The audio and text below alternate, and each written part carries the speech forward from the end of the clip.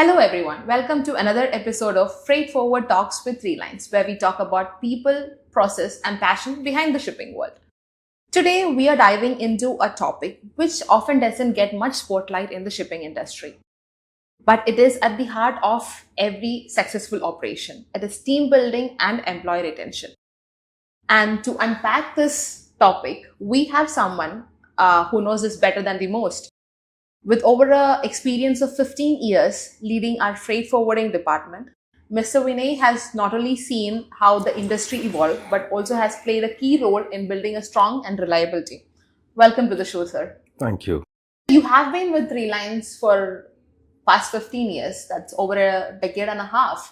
What changes have you seen in how the team operates over these years? See, right now it is more technologically driven, where it was used to be more manual. There were more interaction, more face-to-face, more blame games, which have definitely reduced because of real-time updates, transparency, and things are looking much more easier, simpler than complex how it used to be. Then in terms of freight forwarding, generally the challenge here is that, we work 3 different time zones.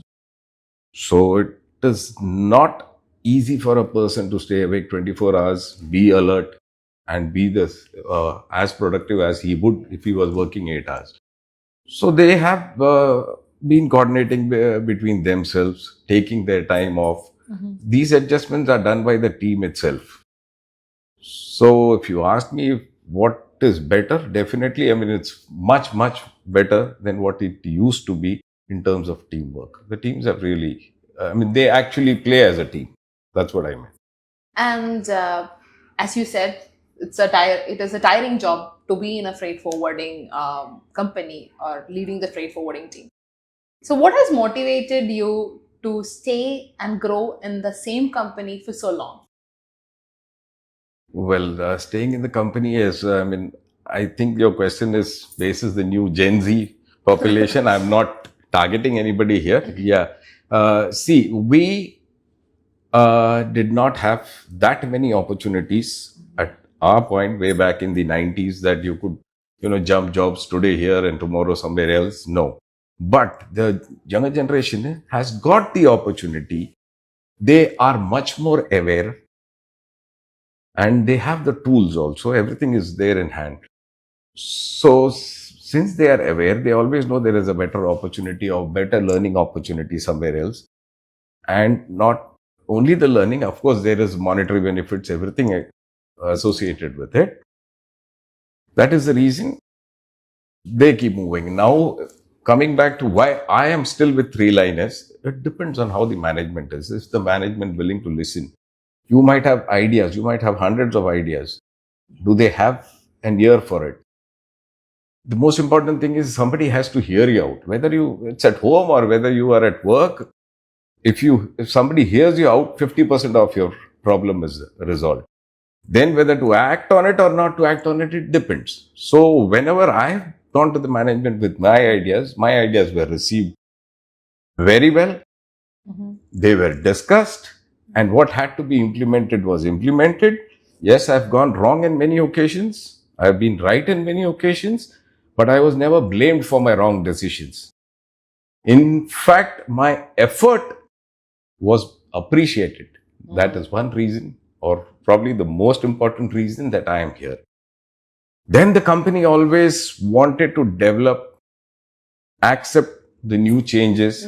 So they got into automation, whether digitalization, whatever was required for the new age world was adapted very well by the company. So that's one more reason that I am here. Okay, that's great. I can see that how supportive the Three Line company is. Yeah. And coming to team building is really crucial in any organization, and especially in freight forwarding, because this industry runs on precision, trust, and coordination.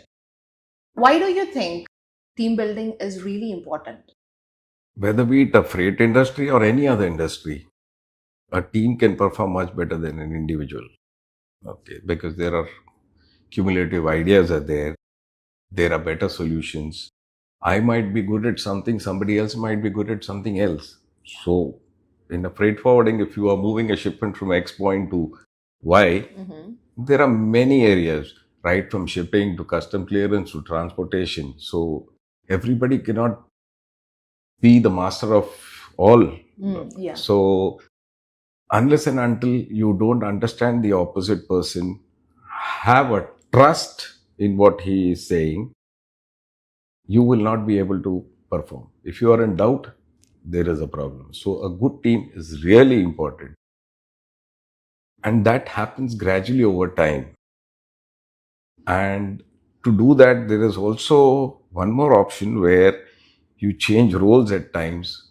You offer the similar role to the other person.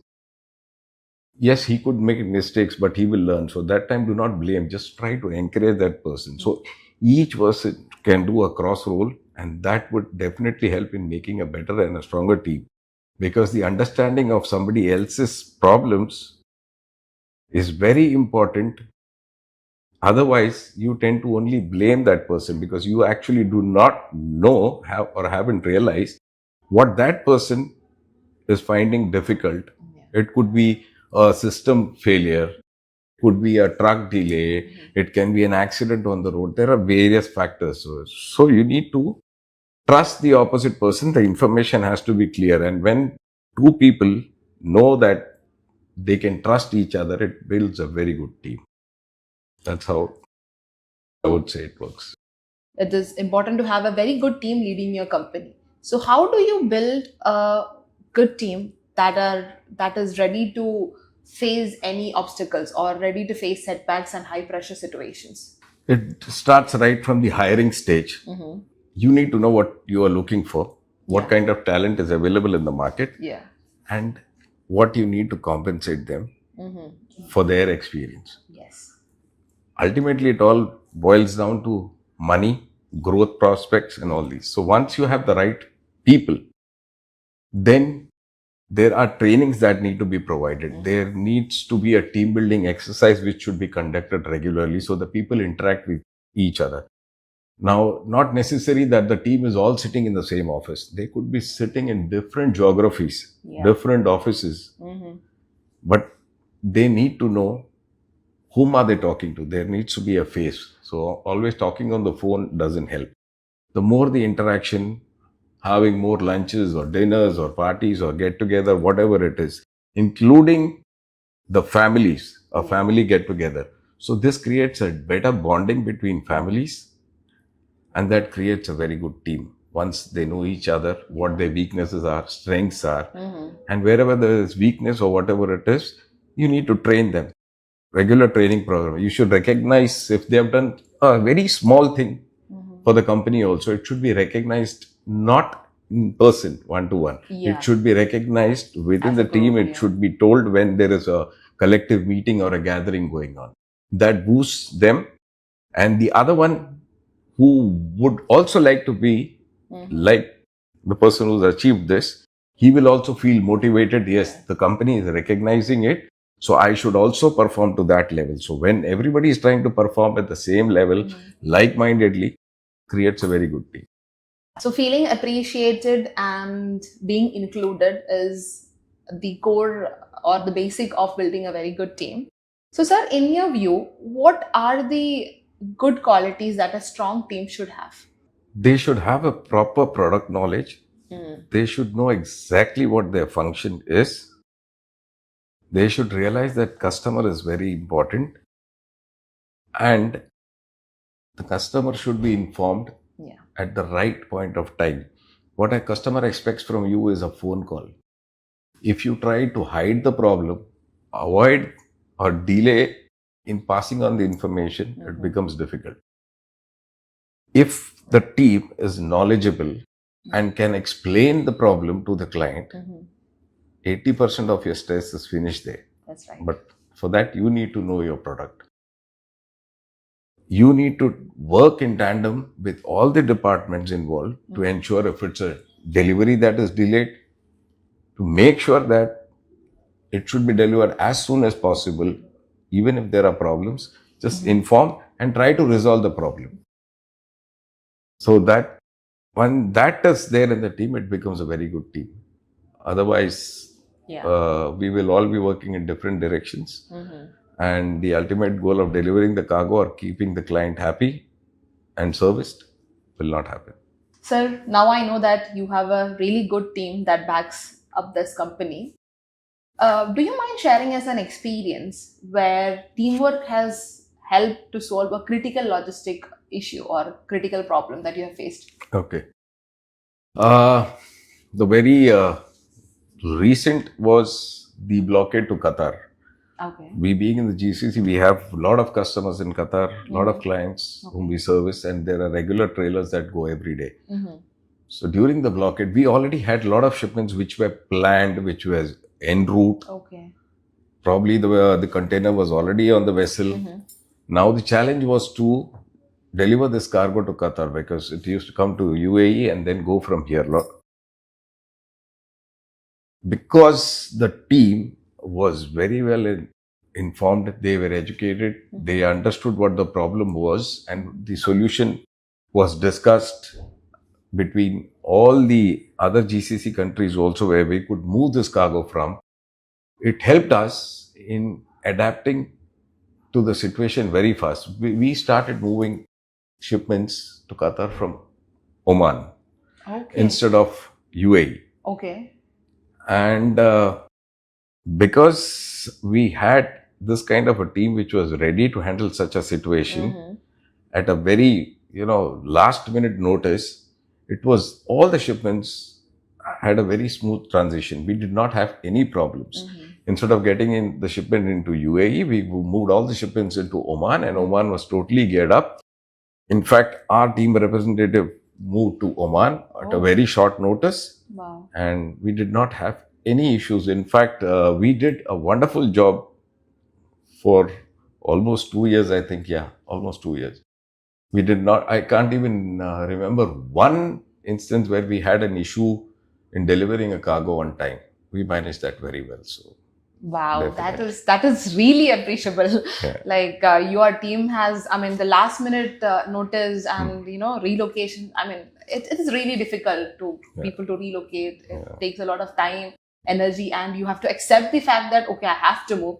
But on very short notice, your team has done a beautiful job, and I think that is what we are known in the market as well, right? Yeah. Building a team is the core and first and foremost step for success. And I think the even difficult task than building a team is retaining them. In this fast-paced or very dynamic industry, how do you manage to retain your good employees or your team?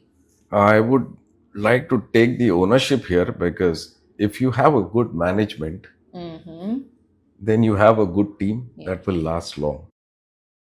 People are definitely here for money. That's a part of it, but they also want to see growth within themselves. And I said before, they want to be heard. Everybody's got ideas. They also want to do something. So, if the management gives an ear to what they have to say, try to implement like what they did with me. If I don't pass that same thing on, then the team won't last. Yes, true. They are definitely looking for something better. They want to learn something every day. So you have to keep the training processes on. You have to educate them on the new things that have come into the market. You need to send them on global overseas meetings where they meet more people, they learn, and they feel that they are contributing not only to the company, but for themselves also. They are achieving something because this is what is going to be gradually passed on. Once you treat a person in a nice way, it goes on. Goes on. So the next generation also will learn from it. True. And they will also perform it better. You and the management has been really kind towards the team, made them feel included, and I think that is the reason why you have a really good team who has been with you for a long time. And coming to the working structure of our industry, it is really long hours of working, and sometimes it leads to burnout. So how do you prevent this burnout and keep the spirits up of your team? Stress is basically related to overthinking and nothing more. Yeah, I guess. There are situations which is beyond control. Yeah, true. Okay. So your pressure in this industry is based on your client's requirement. You're basically trying to service somebody else. You have taken his pressure on you because you want to deliver on time. So that will continue. But there are certain situations which is beyond your control. First, learn to accept that. Acceptance is something. We have to tell ourselves, yes, this situation is beyond our control. Then you should have the knowledge to explain it to the customer that this is the reason. Once he understands, then the stress automatically, 90% of it is already over. The stress area is this. Burnouts, long hours, this is part of the industry. So you can either take a power nap, you can ask a colleague, that is where your teamwork, which you are asking me, plays. So you have to give equal and good quality time to your family, to yourself, and to the office. Now that balance you can maintain if you have the right people around you, knowledgeable people around you. Maybe you don't know the solution for a certain issue, but there might be somebody better than you who understands the problem better. So do not stop yourself. Ask for help. The problem again is people now don't want to ask somebody what to do because they feel ashamed or they feel low that they don't know the issue. So either they try to Google or they find 10 different solutions. Or ChatGPT. ChatGPT. It is better that you go to a person whom you know has been in the industry for a longer time or probably involved in the same process over a period of time and understands that better. This will definitely avoid your burnouts, your stress and everything. Yeah, true. Stress is part of every industry, and that is purely because of not knowing a product or overthinking. Now thinking about it, I feel that is right.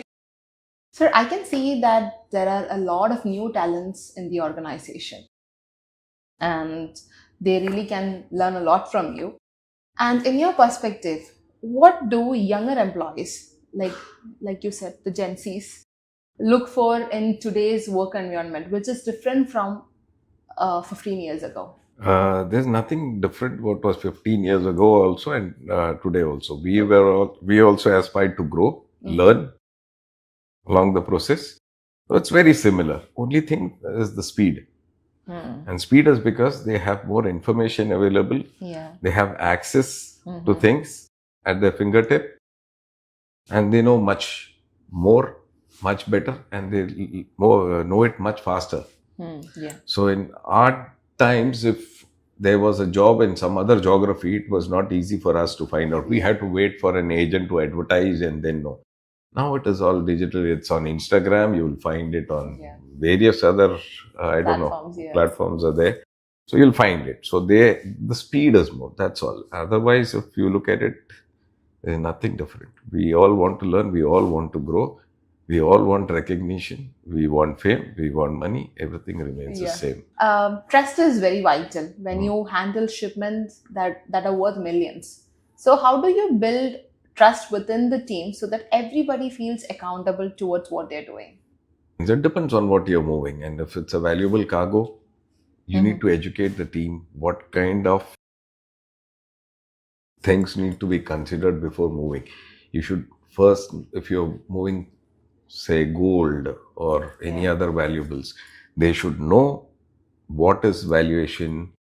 They need to take an insurance for that. They need to know that they have to move it with a secured carrier. If they know how to handle the cargo, then trust is always there. I mean, it can be done without a hassle. So you're saying that accountability comes with educating them the importance. That's all. If they are thorough with their product, then automatically they have their trust within themselves. True. So don't need to trust anyone with the cargo. It is moving safely. Okay.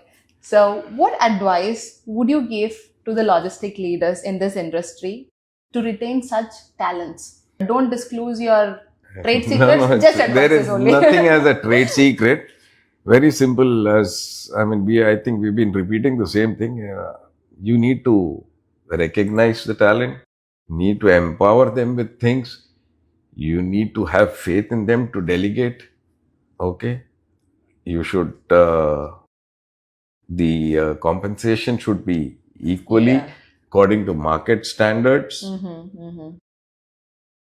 And you should always feel that if the other person in your team is doing better than you, which is possible, it is not necessary that I am the best.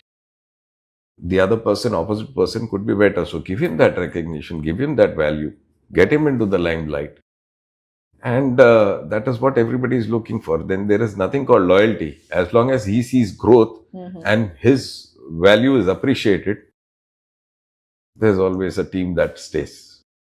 Is there a secret ingredient, one secret ingredient, which is really important to build a loyal team and retain them?